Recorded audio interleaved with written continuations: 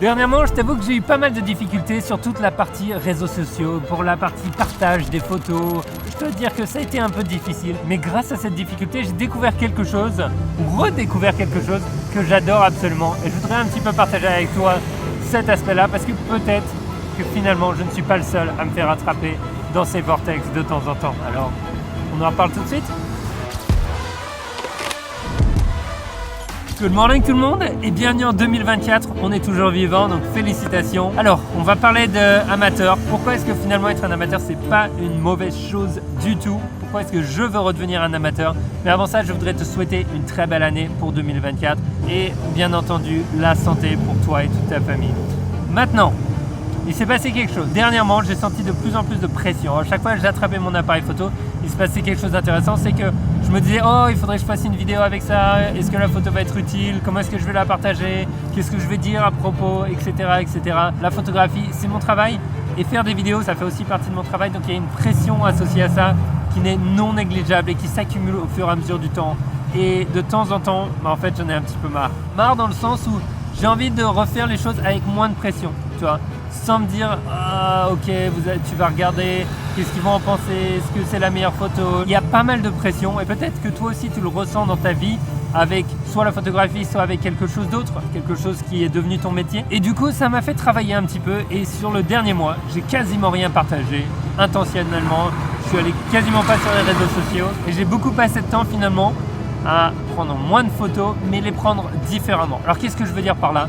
C'est simple, on a eu la période des fêtes et pour moi c'était une très bonne opportunité d'attraper des appareils photos avec moins de pression.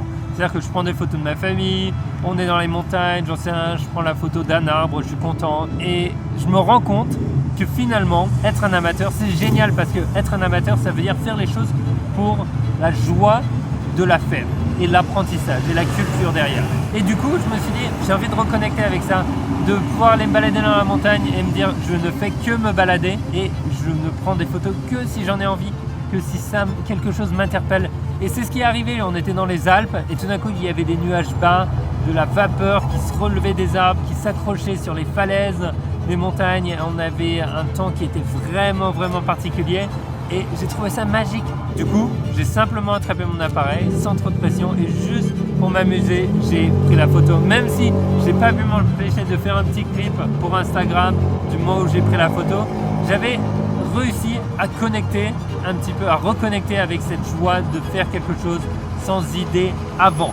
Tu vois, sans me dire je vais le faire pour telle raison.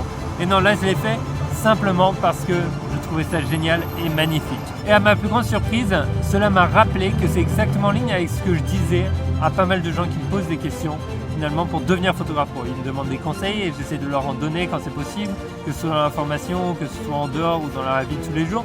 Et je leur demande, es-tu prêt à transformer ton appareil photo qui peut être un outil finalement pour t'amuser dans la vie de tous les jours, oublier le travail et te faire plaisir, es-tu prêt à le transformer cet appareil photo en un outil de travail de tous les jours qui du coup n'aura plus du tout la même connotation. Je me suis rappelé de ce que je disais et je me suis dit mais attends mais je me parle à moi-même. Est-ce que j'ai trouvé moi-même un moyen de reconnecter avec mon appareil photo pour que ce soit un moyen de m'exprimer créativement sans pression? Je me suis dit ok, il faut que je me crée cette petite fenêtre où je vais m'amuser sans aucune autre idée en tête. Et franchement, je suis coupable d'une certaine manière de tout ce que tu regardes parce que je te présente des nouveaux appareils, je te présente du nouveau matos, tu peux te dire du coup, ah tiens, il me faut ça, ah peut-être que ça va me faire shooter différemment, waouh, ce nouvel appareil a l'air mieux, l'autofocus est mieux, ou alors, voici 5 nouvelles techniques pour que tu fasses de meilleures photos. En bref, on est constamment bombardé de nouvelles choses qu'on devrait essayer, de nouvelles idées et franchement, au bout d'un moment, je pense que c'est un petit peu trop. Donc, j'ai fait un petit peu une cure,